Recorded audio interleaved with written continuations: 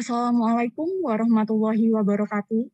Selamat sore, salam sejahtera bagi kita semua. Recording in progress. Om Swastiastu, Namo Buddhaya, salam kebajikan. Yang terhormat, para Kepala Biro Kepegawaian atau yang membidangi SDM di lingkungan kementerian dan lembaga atau yang mewakili. Yang terhormat, para Kepala BKP SDM di lingkungan pemerintah provinsi atau yang mewakili. Yang terhormat, Direktur Pengelolaan Data dan Penyajian Informasi Kepegawaian BKN atau yang mewakili. Yang terhormat, Direktur Pembangunan dan Pengembangan Sistem Informasi Kepegawaian BKN atau yang mewakili. Yang terhormat, Direktur Pengawasan Bidang Pengembangan Iptek dan Reformasi Birokrasi BPKP atau yang mewakili. Yang terhormat, Kepala Pusat Pengembangan Sistem Seleksi ASN BKN atau yang mewakili. Para Kepala Kantor Regional 1 sampai dengan 14 BKN atau yang mewakili. Yang terhormat, Inspektur Kementerian PAN-RB atau yang mewakili. Kepala Biro SDM dan Umum Kementerian PAN-RB atau yang mewakili. Kepala Biro Hukum, Komunikasi, dan Informasi Publik Kementerian PAN-RB atau yang mewakili. Kepala Biro Manajemen Kinerja Organisasi dan Kerjasama Kementerian PAN-RB atau yang mewakili. Para pejabat di lingkungan Kementerian PAN-RB, Bapak Ibu hadirin yang berbahagia. Mohon izin saya Sindiana Aldrivisia, analis kebijakan pertama pada Asisten Deputi Perencanaan dan Pengadaan SDM Aparatur. Mohon izin untuk memandu acara sosialisasi keputusan Menteri PAN-RB tentang nilai ambang batas seleksi kompetensi dasar pengadaan PNS tahun 2021. Baik, Bapak dan Ibu, saat ini telah hadir bersama kita narasumber pada hari ini, yaitu Bapak Katmoko Ari Sambodo selaku PLT Asisten Deputi Perencanaan dan Pengadaan SDM Aparatur, dan Mas Aldita Adnan Risaba selaku Analis Perencanaan pada Asisten Deputi Perencanaan dan Pengadaan SDM Aparatur. Bapak, Ibu yang kami hormati, acara ini diikuti oleh 54 kementerian dan lembaga dan 33 provinsi melalui Zoom meeting, serta dari kabupaten kota yang mengikuti melalui live streaming pada kanal YouTube Kementerian PAN-RB. Baiklah, mohon izin saya akan terlebih dahulu membacakan tata tertib kegiatan pada hari ini. Kami mohon Bapak Ibu untuk dapat mengganti format nama akun Zoom Meeting dengan format nama instansi _jabatan _nama. Silahkan Bapak dan Ibu untuk mengisi daftar hadir pada link yang nanti akan disampaikan pada chat box Zoom Meeting. Peserta diharapkan untuk mengaktifkan video dan menonaktifkan mikrofon selama kegiatan berlangsung. Peserta dapat menyampaikan pertanyaan melalui chat box bagi yang bergabung pada Zoom Meeting atau melalui kolom live chat pada live streaming di kanal YouTube Kementerian PAN-RB. Bapak, Ibu hadirin yang kami hormati, adapun agenda kita pada sore ini, yang pertama yaitu penyampaian paparan mengenai keputusan Menteri PAN-RB nomor 1023 tahun 2021 tentang nilai ambang batas seleksi kompetensi dasar pengadaan PNS tahun 2021. Kemudian dilanjutkan dengan diskusi tanya-jawab untuk beberapa pertanyaan yang telah disampaikan melalui chat box Zoom Meeting atau kolom live chat pada live streaming di kanal YouTube Kementerian PAN-RB.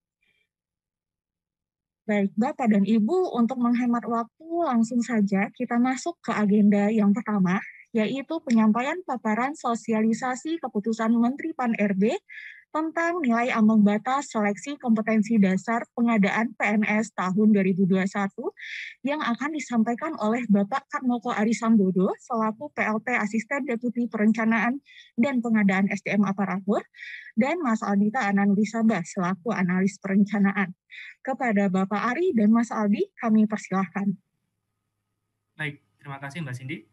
Assalamualaikum warahmatullahi wabarakatuh, Bapak Ibu sekalian yang kami hormati, Bapak Ibu Kepala Biro dari Kementerian Lembaga yang mewakili, Bapak Ibu Pejabat Tinggi Pertama dari BKN, Kakanrek, kemudian juga dari BPKP dan dari Panselnas, anggota Panselnas lainnya, juga dari Kementerian Pan-RB dan teman-teman yang kami hormati. Juga ada rekan-rekan wartawan yang join di Zoom meeting ini, juga Bapak Ibu sekalian yang hadir di YouTube.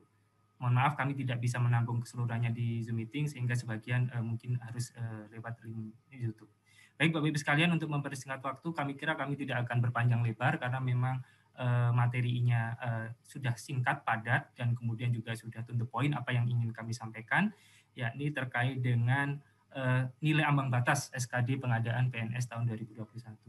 Barangkali mungkin secara singkat kita Bapak Ibu sekalian juga sudah ketahui bahwa tahun ini kita ada setidaknya ada 3 kelompok pengadaan yang kita akan yang telah sedang kita rencanakan, yakni untuk PNS, kemudian dari jalur P3K, kemudian jalur P3K kita bagi menjadi 2 kelompok, yakni P3K guru dan P3K non guru.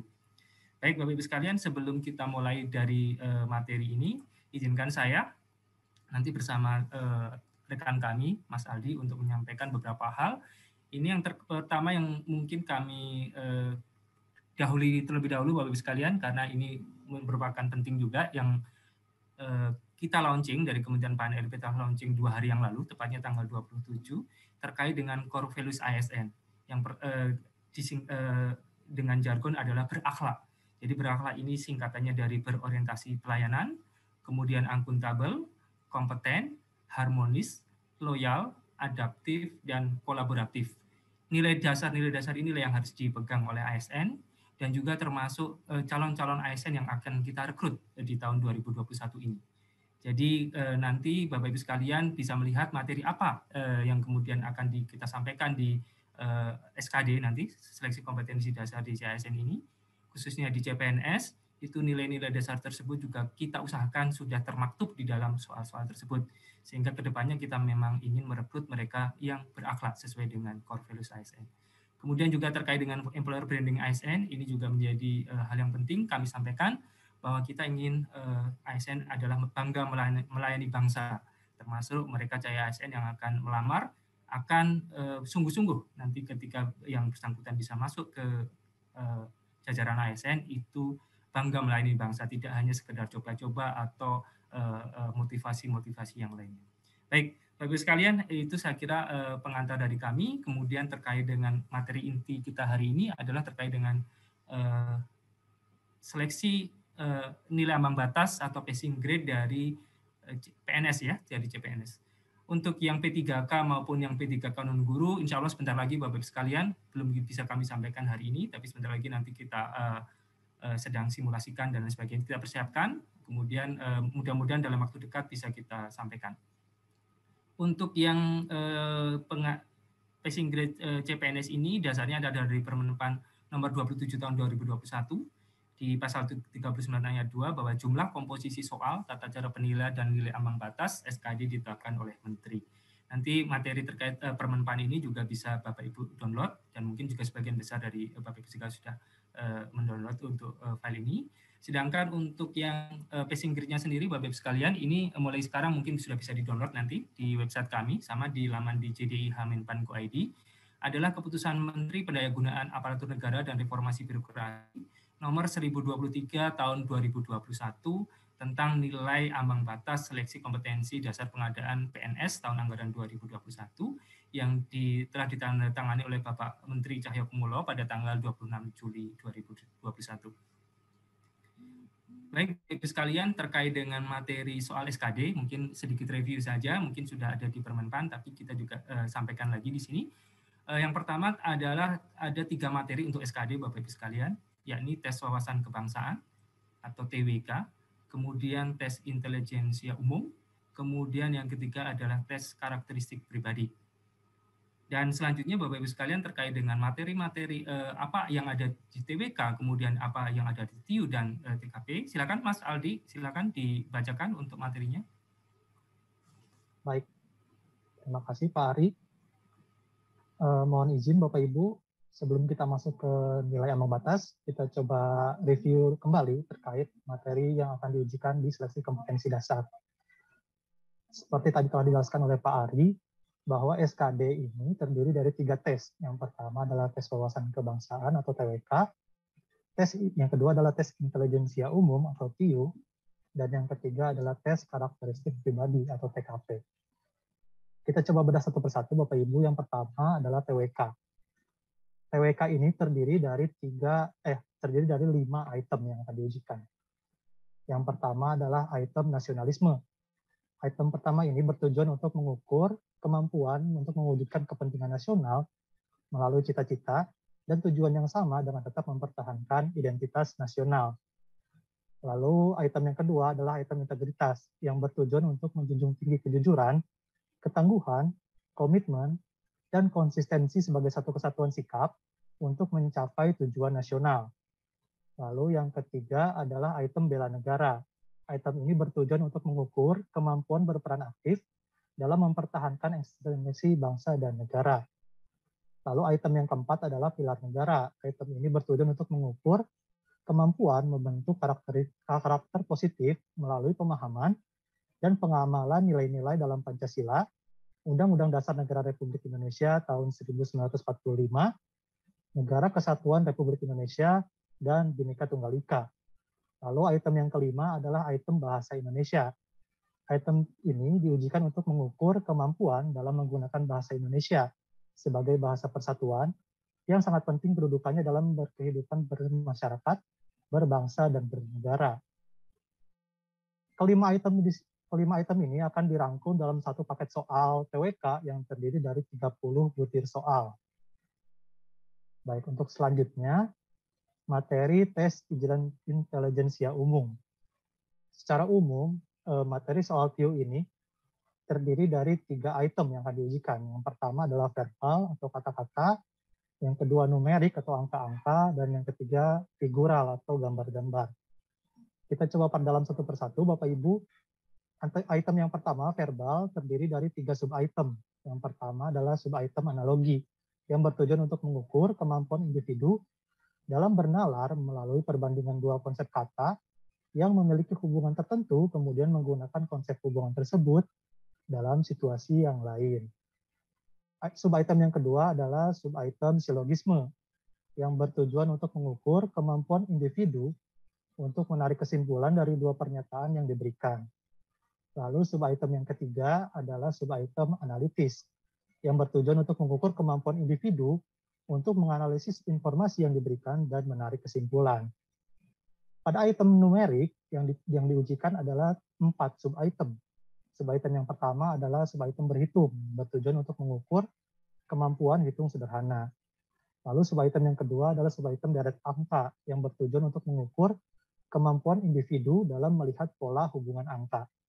Sub-item yang ketiga adalah perbandingan kuantitatif, yang bertujuan untuk mengukur kemampuan individu untuk menarik kesimpulan berdasarkan 2 data kuantitatif. Lalu sub-item yang keempat adalah sub-item soal cerita, yang bertujuan untuk mengukur kemampuan individu untuk melakukan analisis kuantitatif dari informasi yang diberikan. Lalu kita masuk ke item yang ketiga, yaitu item figural. Item figural ini terdiri dari 3 sub-item yang akan diujikan. Yang pertama adalah sub-item analogi, sama seperti pada item verbal, hanya bedanya di sini individu dalam menalar melalui perbandingan 2 gambar yang memiliki hubungan tertentu, kemudian menggunakan konsep hubungan tersebut pada situasi yang lain. Sub-item yang kedua adalah sub-item ketidaksamaan. Sub-item ini bertujuan untuk mengukur kemampuan individu untuk melihat perbedaan beberapa gambar. Lalu yang ketiga adalah sub-item serial, yang bertujuan untuk mengukur kemampuan individu dalam melihat pola hubungan dalam bentuk gambar. Ketiga item yang terdiri dari beberapa sub-item ini akan dirangkum dalam satu paket soal yang terdiri dari 35 butir soal. Ini masih sama seperti tahun lalu, Bapak. Lalu kita masuk ke materi soal yang ketiga, yaitu tes karakteristik pribadi.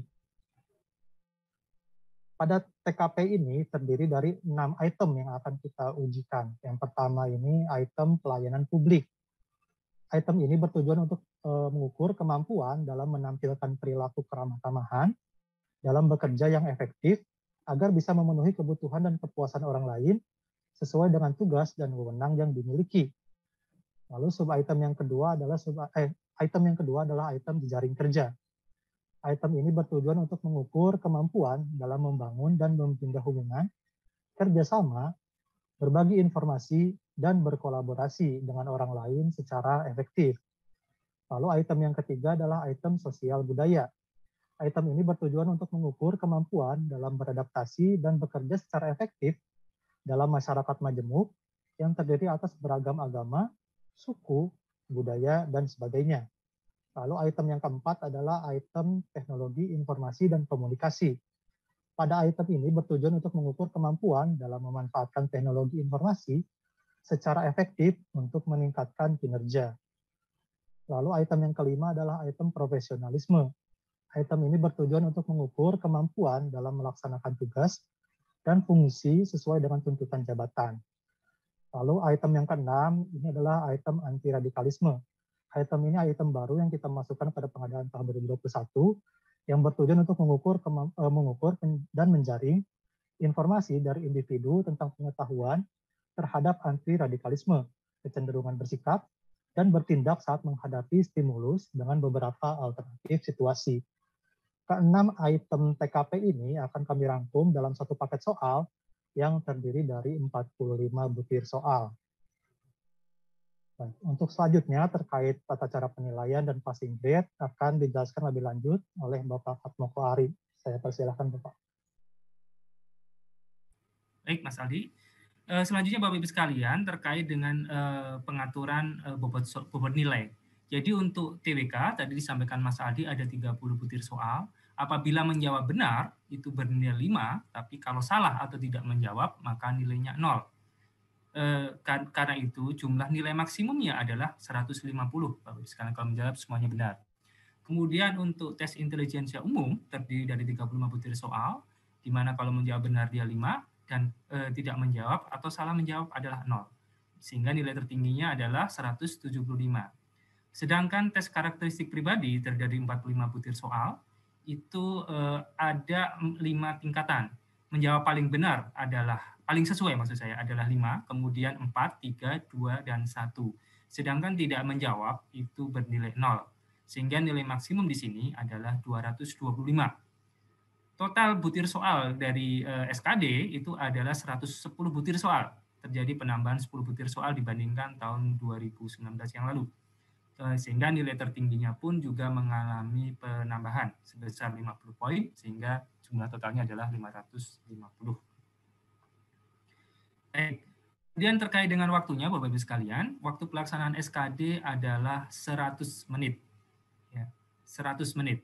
Hanya saja khusus bagi pelamar penyandang disabilitas sensorik netra yang melamar pada kebutuhan khusus penyandang disabilitas, maka waktu pelaksanaan SKD-nya adalah 130 menit. Jadi secara standar adalah 100 menit. Hanya untuk mereka yang sensorik netra yang melamar pada formasi khusus penyandang disabilitas diberikan waktu 130 menit. Selanjutnya Bapak-Ibu sekalian, ini adalah nilai ambang batas yang ditetapkan oleh Pak Menteri untuk CPNS tahun 2021. Yang pertama dari penetapan kebutuhan umum atau formasi umum, mungkin lebih familiar seperti itu, TWK-nya adalah 65, kemudian TIU-nya 80, dan TKP-nya adalah 166. Kemudian yang kedua, formasi khusus disabilitas itu TIU-nya 60 dan total SKD-nya 286. Kemudian yang ketiga, untuk penetapan kebutuhan khusus cum laude itu TIU-nya 85 dan total SKD-nya 311. Kemudian yang keempat, penetapan kebutuhan khusus diaspora, TIU-nya 85, total SKD-nya 311. Yang kelima, penetapan kebutuhan khusus untuk putra-putri Papua dan Papua Barat, itu TIU-nya 60, kemudian total SKD-nya 286. Dan ada beberapa jabatan yang kita berikan juga spesial untuk nilai ambang batas yang di nomor 6 dan nomor 7. Yang pertama adalah penetapan kebutuhan untuk dokter yang di umum, itu TIU-nya adalah 80, kemudian total SKD-nya 311. Kemudian yang ketujuh, penetapan kebutuhan umum untuk ABK, rescuer, dan pengamat gunung api, dan lain-lain, itu nanti akan ada daftarnya di Kemenpan tersebut. Itu TIU-nya 70, total SKD-nya adalah 286. Demikian Bapak Ibu sekalian terkait dengan passing grade tahun 2021. Mungkin yang paling banyak ditunggu-tunggu adalah yang di penetapan kebutuhan umum. Jadi 65, 80, dan 166 atau secara total jumlahnya 311. Baik, kemudian selanjutnya akan disampaikan oleh Mas Aldi apa saja penetapan kebutuhan umum untuk dokter di nomor 6 dan nomor 7, Mas Aldi. Silakan Mas Aldi. Baik, terima kasih Pak Ari. Bapak Ibu mohon izin, tadi Pak Ari telah menyampaikan nilai ambang batas untuk kebutuhan umum dan kebutuhan khusus. Tetapi selain nilai ambang batas untuk dua kelompok tersebut, ada juga kelompok lainnya. Yang pertama adalah penetapan kebutuhan umum, tetapi untuk jabatan dokter. Untuk jabatan dokter tersebut, nilai ambang batas SKD CPNS tahun 2021 untuk TWK dan TKP itu tidak ada nilai minimum yang harus dicapai. Tetapi untuk TIU itu ada sebesar 80 nilai minimum yang harus peserta capai. Lalu secara kumulatif, total SKD-nya pun minimal harus mencapai 311. Untuk jabatan dokter tersebut, ada 3 jabatan Bapak Ibu. Yang pertama adalah dokter dengan kualifikasi pendidikan dokter atau dokter spesialis. Yang kedua adalah dokter gigi dengan kualifikasi pendidikan dokter gigi atau dokter gigi spesialis. Dan yang ketiga adalah dokter pendidik klinis. Untuk lebih jelasnya, Bapak Ibu dapat melihat pada lampiran 1 Keputusan Menteri Pan-RB nomor 1023 tahun 2021. Baik, untuk yang selanjutnya, Bapak Ibu ada juga penetapan kebutuhan umum atau formasi umum untuk jabatan tertentu lainnya, yaitu untuk ABK, rescuer, dan pengamat gunung api. Untuk kelompok ini, nilai ambang batas yang harus pelamar raih untuk tes TWK dan TKP itu tidak ada nilai minimumnya. Tetapi untuk TIU, nilai minimum yang harus diraih adalah 70. Dengan nilai kumulatif total SKD yang harus pelamar raih minimal sejumlah 286. Adapun rincian jabatan ABK ini apa saja, itu juga dapat Bapak Ibu baca di lampiran 2 Keputusan Menteri Pan-RB nomor 1023. Kurang lebih ada 92 jabatan Bapak Ibu untuk ABK, rescuer, dan pengamat gunung api. Itu ada jabatan Bakes, Bosun, jenang kapal, juru masak kapal, minyak, motor, jurumudi, kasap dek kapal kelas 1 dan 2, kelasi kapal kelas 1 sampai kelas 5, kepala kamar mesin, kepala kamar mesin kapal kelas 1 sampai 5, lalu ada kerani kapal kelas 1 sampai 3, konstabel kapal kelas 1 sampai 3, mandor kamar mesin kapal kelas 1 sampai kelas 3, markonis kapal kelas 1 sampai 2, masinis 1 kapal kelas 1 sampai 4, masinis 2 kapal kelas 1 sampai 3, masinis 3 kapal kelas 1 sampai 2, masinis kapal, mualim 1 kapal kelas 1 sampai 5, mualim 2 kapal kelas 1 sampai 3, mualim 3 kapal kelas 1 sampai 2, mualim kapal, nakoda kapal kelas 1 sampai 5, oiler, operator speedboat, pemeriksa pelumas mesin kapal kelas 1 sampai kelas 4, pengamat gunung api, pengawas pencemaran kapal kelas 1 sampai kelas 5, sampai kelas 1, maaf Bapak Ibu, pengemudi kapal kelas 1 sampai kelas 5, perawat mesin kapal kelas 1 sampai 3, peranata kebersihan kapal, rescuer, serang kapal kelas 1 sampai 3, teknisi listrik kapal kelas 1 sampai 2, dan tenaga SAR kapal kelas 1 sampai kelas 3. Untuk lebih jelasnya, Bapak Ibu dapat mengecek pada lampiran 2 Keputusan Menteri Pan-RB nomor 1023 tahun 2021. Baik, selanjutnya Bapak Ibu sebagai informasi tambahan, pada tanggal 27 Juli 2021 kemarin, bertepatan dengan hari jadi Kementerian Pan-RB, Kementerian Pan-RB pun telah mengeluarkan chatbot Si Pandai atau Sistem Informasi Pan-RB Daily. Bapak Ibu yang ingin mengetahui informasi-informasi terkait dengan Kementerian Pan-RB, seperti informasi tentang ASN, pelayanan publik, kelembagaan, reformasi birokrasi, dan informasi lainnya, dan Bapak Ibu dapat menghubungi chatbot kami di Sipandai, termasuk terkait dengan nilai ambang batas yang tadi telah kami sampaikan.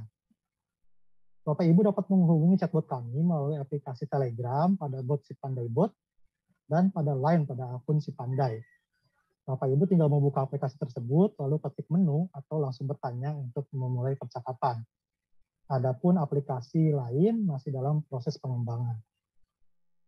Untuk selanjutnya, Bapak Fatmokari, ada yang ingin ditambahkan?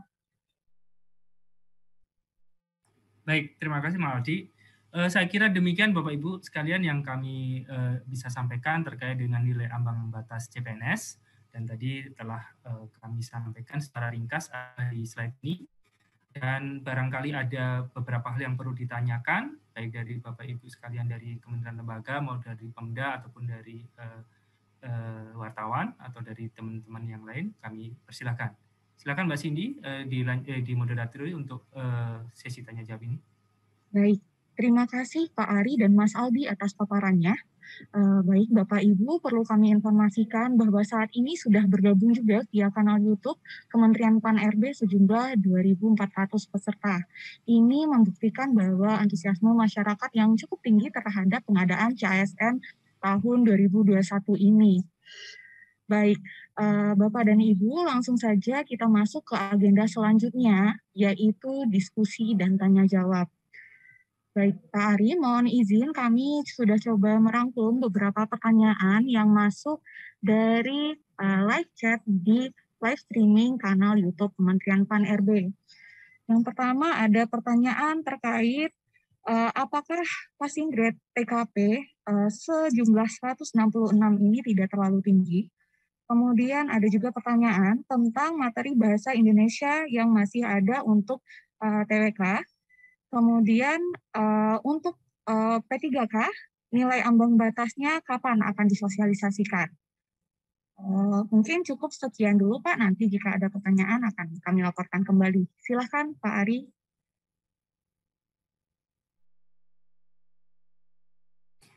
Tiga pertanyaan tersebut kami jawab Bapak Ibu sekalian. Terkait dengan TKP, apakah tidak terlalu tinggi? Jadi memang kalau secara nilai mutlaknya kita naikkan Bapak Ibu sekalian. Namun demikian kalau kita lihat ada penambahan jumlah 10 soal, di mana 10 soal itu ada di TKP, dan kemudian nilai maksimumnya adalah 50, maka kemudian rata-rata secara proporsi, TKP tersebut ada kenaikan tapi cuma sedikit, di bawah 2%, 1,sekian% dibandingkan tahun 2019.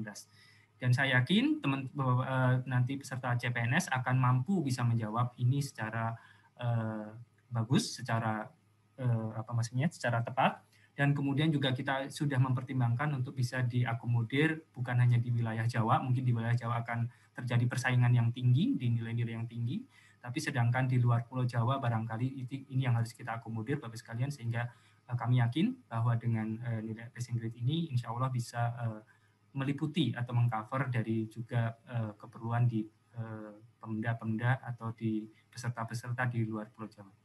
Kemudian yang kedua terkait dengan bahasa Indonesia, benar bahasa Indonesia ada tetap di TWK, tadi juga sudah disampaikan Mas Aldi. Kemudian kapan passing grade P3K untuk guru dan non-guru? Jadi sebentar lagi Bapak sekalian, nanti kami lagi godok untuk segala bentuk passing grade ini bersama Panselnas. Tentu saja nanti kita juga akan umumkan segera setelah Panselnas menyetujuinya, dan kemudian juga Pak Menteri juga sudah menandatangani keputusan Menteri tersebut. Saya kira demikian Mbak Cindy yang dapat kami jawab. Monggo silakan.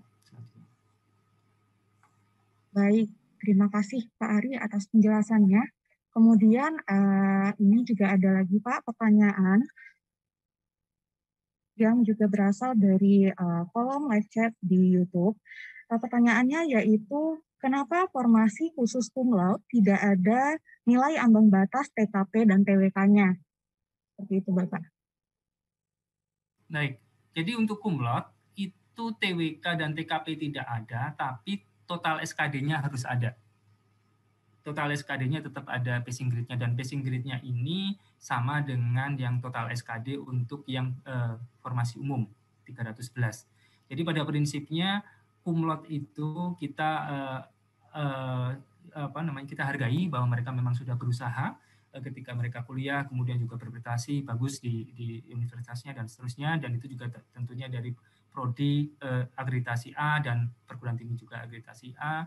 Kemudian dengan harapan mereka juga menjadi tertarik untuk masuk ke ASN, dan apabila kemudian terjadi kekurangan sedikit di TWK, tapi barangkali TKP-nya tinggi dan sebagainya, itu bisa saling subsidi nilai. Oleh karenanya itu kita berikan kesempatan seperti itu. Tapi kalau dari sisi TIU-nya justru untuk kumlot ini menjadi lebih tinggi. Saya kira demikian Mbak jawaban kami. Ya, baik. Terima kasih Pak Ari. Selanjutnya kita coba lihat pertanyaan-pertanyaan yang sudah disampaikan melalui chat box di Zoom Meeting. Oke, ini ada pertanyaan Pak. Jumlah yang tertera total SKD wajib dipenuhi atau tidak? Bagaimana kalau tidak dipenuhi? Apakah berarti TMS? Saya belum paham Mbak, jumlah total?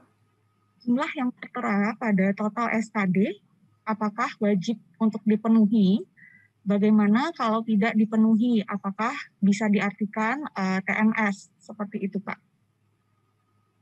Oke, saya mungkin agak kurang begitu paham, tapi mungkin yang dimaksud adalah ketika di formasi umum tidak ada tertulis jumlah total SKD-nya gitu ya. Tapi sebetulnya Bapak Ibu sekalian, kalau yang bersangkutan misalnya untuk formasi umum itu 65, dia minimal 65, kemudian minimal TIU-nya 80, minimal TKP-nya 166, maka otomatis total SKD-nya juga di atas 311 itu, seperti itu. Tapi kalau yang formasi lain, maka hanya dipersyaratkan memenuhi TIU dan di total SKD-nya gitu. Di total penjumlahan dari TWK, TIU, dan TKP. Itu bisa saling subsidi. Jadi seandainya nilai TWK-nya ada kekurangan sedikit, tapi nilai TKP-nya tinggi, maka itu menjadi nilai yang bisa memenuhi bagi dia. Mungkin jawaban saya seperti itu. Tapi kalau TMS sebetulnya bukan istilah di SKD ya. Kalau TMS itu mungkin barangkali di verifikasi administrasi. Mungkin saya agak rancu untuk menjawabnya. Silakan Mbak, dilanjut. Baik, terima kasih banyak Pak Ari. Kemudian kita masih berlanjut ke pertanyaan yang disampaikan melalui chat box di Zoom Meeting, yaitu pertanyaannya adalah, untuk penambahan waktu 130 menit dalam tes SKD bagi tunanetra sensorik, apakah juga berlaku terhadap disabilitas buta warna, low vision, yang masih dapat melihat dan membaca? Seperti itu Bapak. Iya. Jadi Mbak Cindy, perlu kami sampaikan Bapak Ibu sekalian, untuk verifikasi disabilitas ini sudah sesuai ada di Permenpan, bahwa verifikasi harus dilakukan pada waktu verifikasi administrasi dengan video, kemudian mengamati dan sebagainya, kesesuaian terkait dengan disabilitas yang bersangkutan.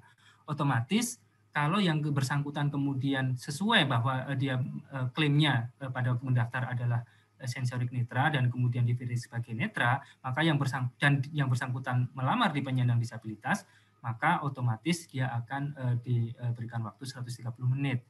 Namun demikian kalau untuk yang buta warna saya kira tidak, karena itu termasuk disabilitas yang bukan yang termasuk disabilitas sensorik netra. Jadi tetap berlaku 100 menit. Saya kira demikian, Mbak. Ya, baik, terima kasih banyak Pak Ari atas jawabannya. Baik, jika kita lihat ini memang cukup banyak pertanyaan yang muncul di kanal YouTube Pak, namun kurang lebih pertanyaannya mirip dengan yang sudah disampaikan tadi dan sudah dijawab oleh Pak Ari.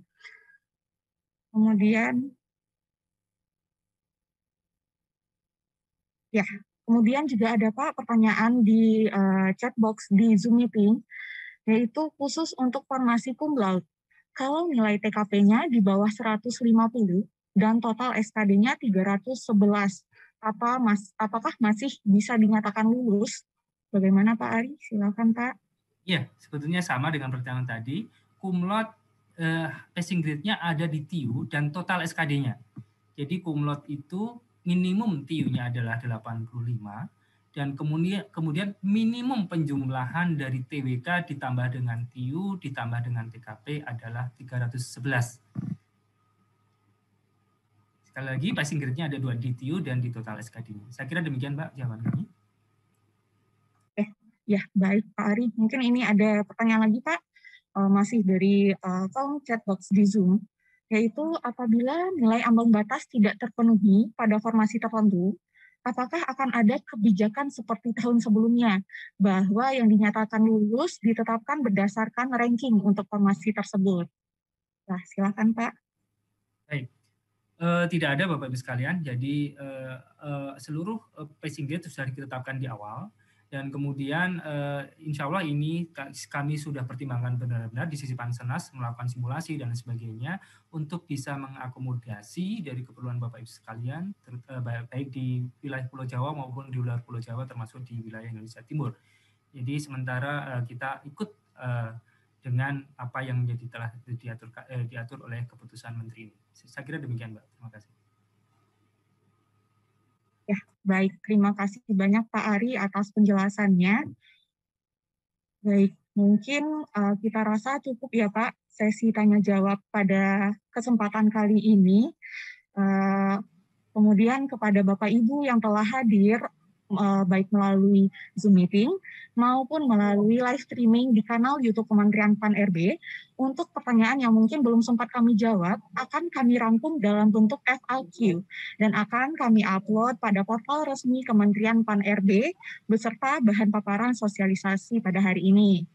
Selanjutnya, Keputusan Menteri PAN-RB nomor 1023 tahun 2021 tentang nilai ambang batas seleksi kompetensi dasar pengadaan PNS tahun 2021 juga akan kami upload pada jdih.menpan.go.id.